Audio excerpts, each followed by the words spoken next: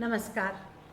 मैं doctor MV. Rajeshwari, NMKRV महिला महाविद्यालय बेंगलोर आप सबका स्वागत करती हूँ। प्रिय छात्र, आप सब सानंद होंगे। आज हम हमारे पाठ्यक्रम में उर्वशी का विभाग में निर्धारित पुरूरवा का विभाग का अध्ययन करेंगे। सबसे पहले इस कविता का पाठ करेंगे और उसके उपरांत उसके भावार्थ को समझने की कोशिश करेंगे। कविता का पहला स्टांजा देखेंगे। पुरूरवा। कौमुदी के इस सुनहरे जाल का बल तोलता हूँ, एक पल उड्डीन होने के लिए पर खोलता हूँ, पर प्रभंजन मत है इस भांति रस आमोद में, उड़ न सकता लौट गिरता है कुसुम की गोद में। फिर से मनन करें। कौमुदी के इस सुनहरे जाल का बल तोलता हूँ, एक पल उड्डीन होने के लिए पर खोलता हूँ, पर प्रभंजन मत है इस भांति रस आमोद में, उड़ न सकता लौट गिरता है कुसुम की गोद में। यहाँ शब्दार्थ देखिए। कौमुदी का अर्थ है चांदनी अथवा ज्योत्सना। उड्डीन होने के लिए यानी उड़ान भरने के लिए। प्रभंजन का अर्थ है तेज हवा का झोंका।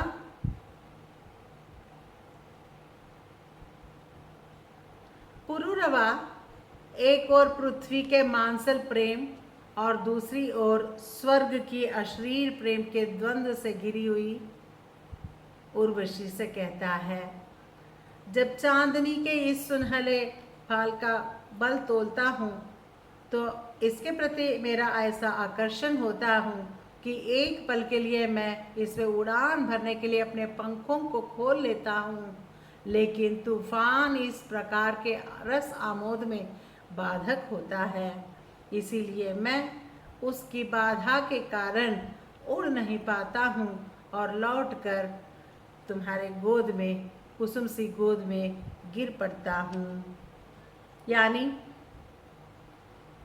देवलोक की अप्सरा उर्वशी के अपार मुख सौंदर्य को निरखते हुए प्रेम क्रीड़ा में निरत चंद्रवंश के राजा पुरूरवा एक पल के लिए अपनी आशा रूपी पर खोलकर उस सुंदर लोक में उड़ान भरना चाहता है, परंतु अनुराग की पराकाष्ठा के इस समय में वह नारी सौंदर्य के सामने असहाय होकर उर्वशी की सुकोमल फूल सी गोद में जा गिर पड़ता है।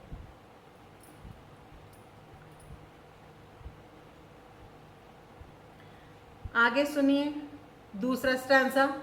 टूटता तोड़े नहीं यह किसलयों का दाम, फूलों की लड़ी जो बंध गई खुलती नहीं है, कामनाओं के झकोरे रोकते हैं राह मेरी, खींच लेती है तृषा पीछे पकड़कर बाह मेरी। फिर से सुनिए। टूटता तोड़े नहीं यह किसलयों का दाम, फूलों की लड़ी जो बंध गई खुलती नहीं है, कामनाओं के झकोरे रोकते हैं राह मेरी, खींच लेती है तृषा पीछे पकड़कर बाह मेरी। शब्दार्थ देखिए। किसलय का अर्थ है कोमपल या कोमल पत्र। दाम का मतलब है फंदा। कामना का मतलब है इच्छा अथवा अभिलाषा। झकोरे का अर्थ है झोंके। तृषा का अर्थ है प्यास।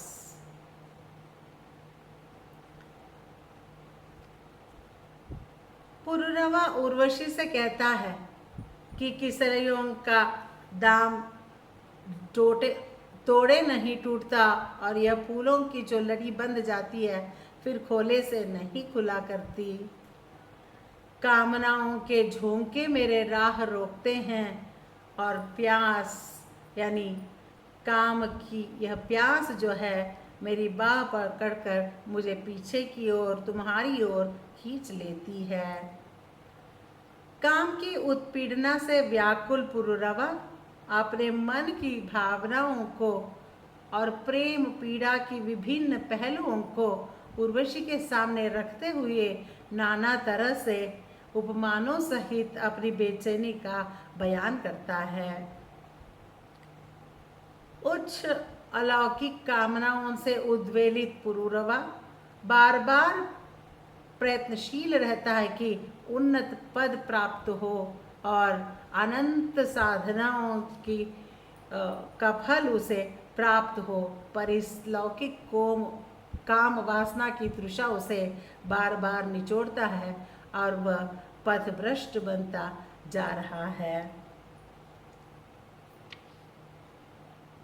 इसका तीसरा स्टैंजा देखिए, आगे पढ़ेंगे। सिंधु सा उद्दाम अपरंपार मेरा बल कहाँ है, गूंजता जिस शक्ति का सर्वत्र जय जयकार कहाँ है, उस अटल संकल्प संबल कहाँ है, वह शिला सा वक्ष ये चट्टान सी मेरी भुजाएं, सूर्य के आलोक से दीपित समुन्नत भाल, मेरे प्राण का सागर अगम उत्ताल उच्छल है। फिर से देखिए, सिंधु सा उद्धाम अपरंपार मेरा बल कहाँ है, गूंजता जिस शक्ति का सर्वत्र जय जयकार, उस अटल संकल्प का संबल कहाँ है, यह शिला सा वक्ष ये चट्टान सी मेरी भुजाएं, सूर्य के आलोक से दीपित समुन्नत भाल, मेरे प्राण का सागर अगम उत्ताल उच्छल है। अब शब्दार्थ देखिए। सिंधु का अर्थ है समुंदर या सागर। उद्धाम का मतलब है निरंकुश, बंधन रहित। सर्वत्र का मतलब है हर जगह। अपरंपार का मतलब है असीम अपार। संबल का मतलब है चैत होश। आगम का मतलब है दुर्गम, गहरा, अताह, बहुत। उत्ताल का मतलब है प्रचंड, भयंकर, प्रबल। उच्छल का मतलब है छलकना। पुरुरवा उर्वशी से कहता है, सागर की तरह प्रगल्भ मेरा बल नहीं है, जिस शक्ति का जय जयकार हर जगह गूंजता रहता है, उस अटल शक्ति का कहीं पता नहीं। मेरी छाती शिला के समान कठोर, मेरी भुजाएं चट्टान की समान, और मेरा उभरा हुआ भाल सूर्य के समान प्रकाशित होता है। मेरे प्राणों का सागर अगम उत्ताल और निरंतर छलकने वाला है। जिस संकल्प के साथ पुरुरवा साधना पथ पर अग्रसर है, इससे वह बेलीक होता जा रहा है। जैसे ही उर्वशी के सौंदर्य से वह आकर्षित हो जाता है, अपनी अपरिमित ताकत पर गर्व व्यक्त करते हुए ऐसी महान शक्ति का निशक्त हो जाना देखकर, उसे अनुभव कर वह पुरुरवा अवाक है। आगे देखिए, चौथा पैराग्राफ अब पढ़ेंगे, इस अनुच्छेद का अध्ययन करेंगे। सामने टिकते नहीं वनराज पर्वत डोलते हैं, कांपता है कुंडली मारे समय का व्याल, मेरी बाह में मारूत गरुड़ गजराज का बल है, मर्त्य मानव की विजय का तूर्य हूँ मैं उर्वशी, अपने समय का सूर्य हूँ मैं, अंधतम के भाल पर पावक जलाता हूँ, बादलों के शीश पर स्यंदन चलाता हूँ। पुरुरवा निशक्ति का परिचय उर्वशी के सामने रखते हुए कहता है, मेरे सामने सिंह नहीं ठहरते, मेरे भय से पर्वत डोलने लगते हैं।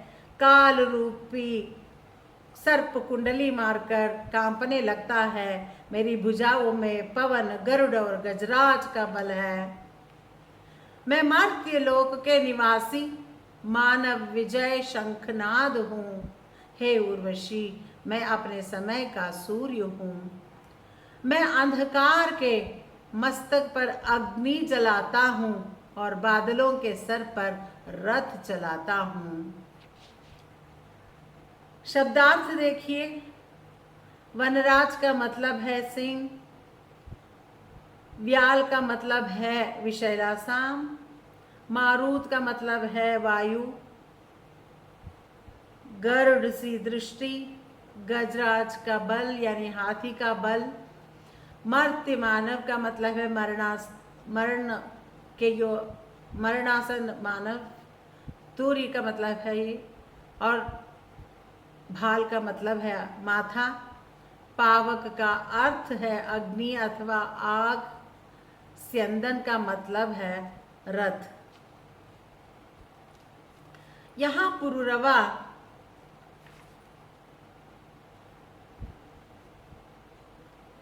अपनी शक्ति का परिचय उर्वशी को देते हुए विविध आलंबन के रहते उसका मन अधिक रमा है रमणी के साथ। सघन भावाभिव्यक्ति कहीं छंद में प्रवहित है यहाँ तो कहीं उसे तोड़कर। बहुत ही चिरपरिचित और अपने दैनिक जीवन की अनुभूतियों को पुरुरवा यहाँ अभिव्यक्त करता है और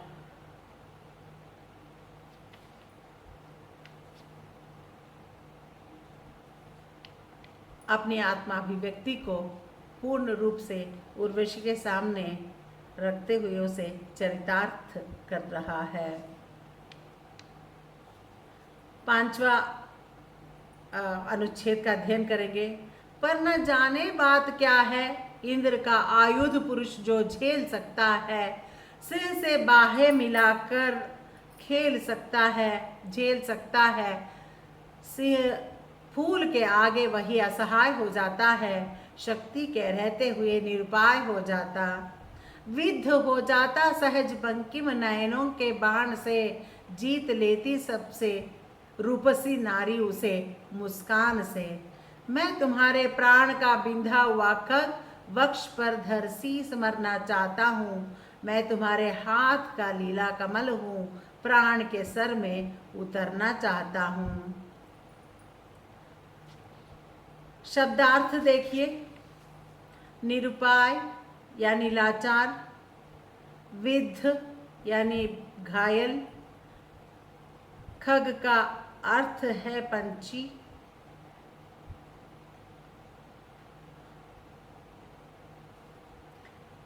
सर का मतलब है तालाब या सरोवर, शीस का मतलब है सर। प्रेम और कोमलता के सामने घुटने टेकने वाला पुरुरवा उर्वशी के रूपाकर्षण के सामने निरुपाय हो जाता है।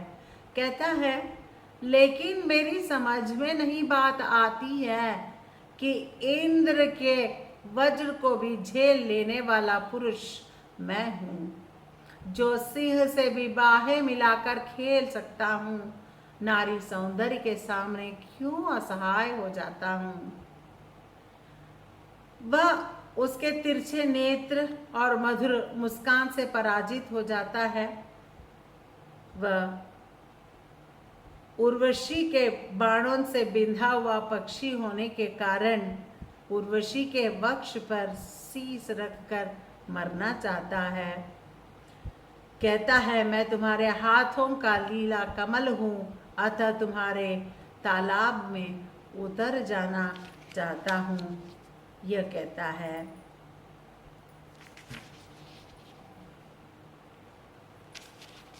अपने स्थूल और सूक्ष्म रूप में भी प्रेम एक मानव दूसरे मानव के साथ एकाकार होने का सबसे सहज और सबसे स्वाभाविक मार्ग है, किंतु विकसित और उदात्त हो जाने पर तो वह मनुष्य को बहुत कुछ वही शीतलता प्रदान कर सकता है जो सामान्य है। इसका निष्काम और मैत्रीपूर्ण व्यवहार इस संघर्षमय जीवन में शीतलता प्रदान करता है।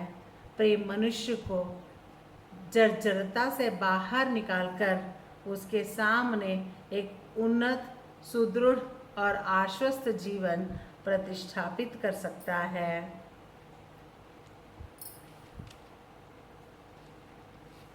छठा अनुच्छेद देखिएगा। कौन कहता है तुम्हें मैं छोड़कर आकाश में विचरण करूंगा? बाहुओं के इस वलय में गात्र ही बंदी नहीं है, वक्ष के इस तल्प पर सोती न केवल दे। मेरे व्यग्र व्याकुल प्राण भी विश्राम पाते हैं। मर्त्य नर को देवता कहना मृषा है, देवता शीतल, मनुष्य अंगार है।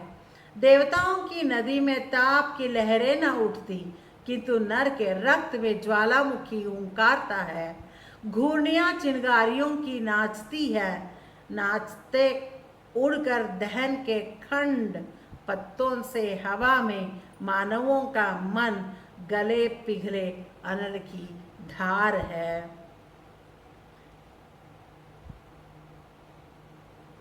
अभी यहाँ के शब्दार्थ देखिए।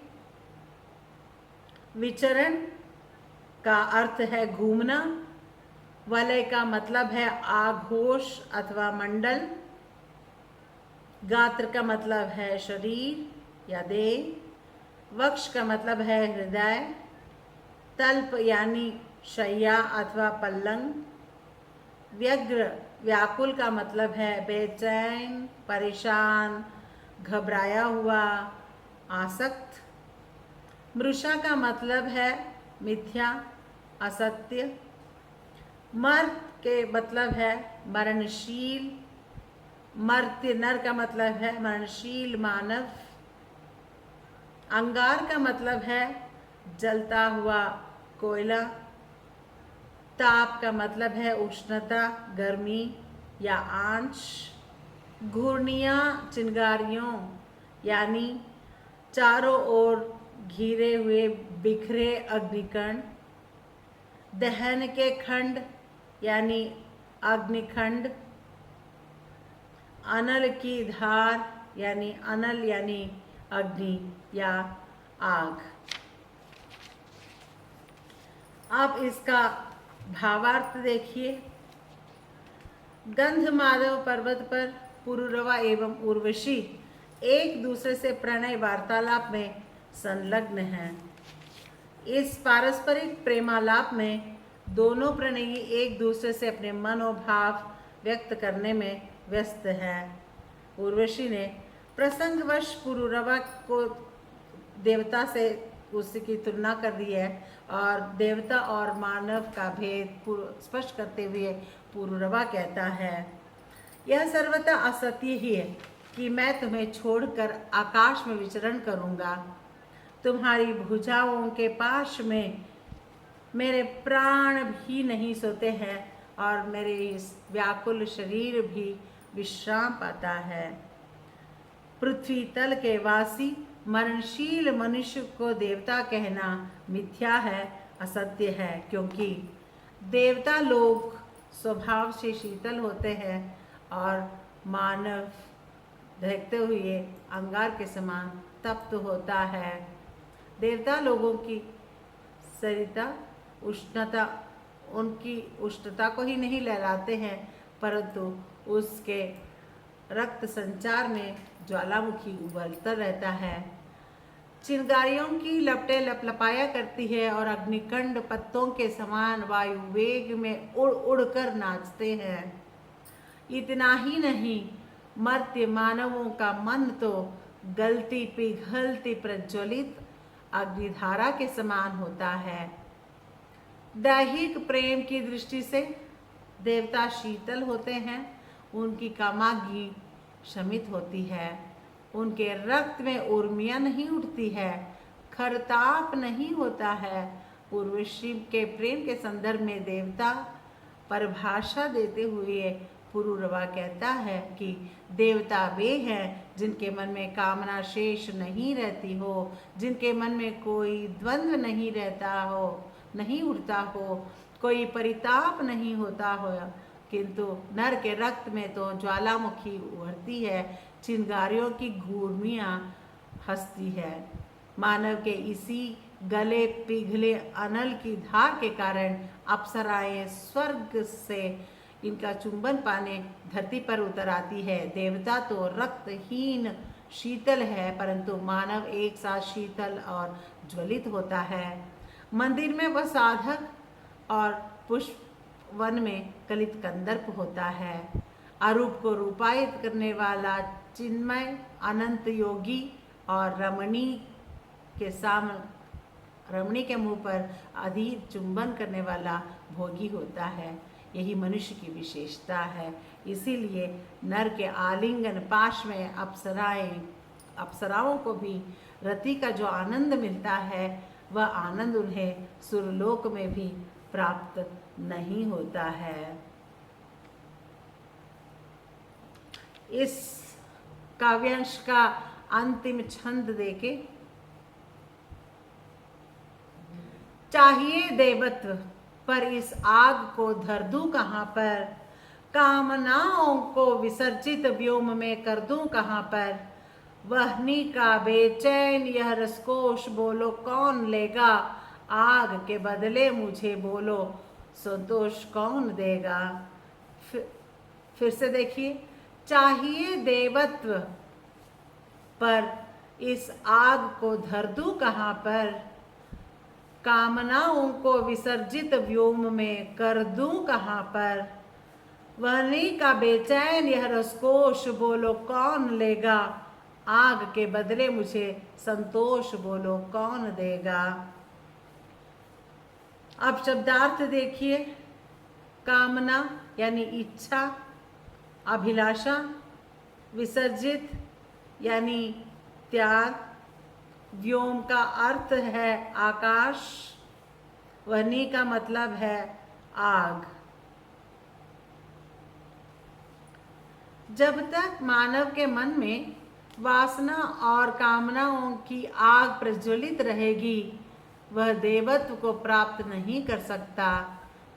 फिर देवत्व में ही मानव जीवन की सार्थकता नहीं है।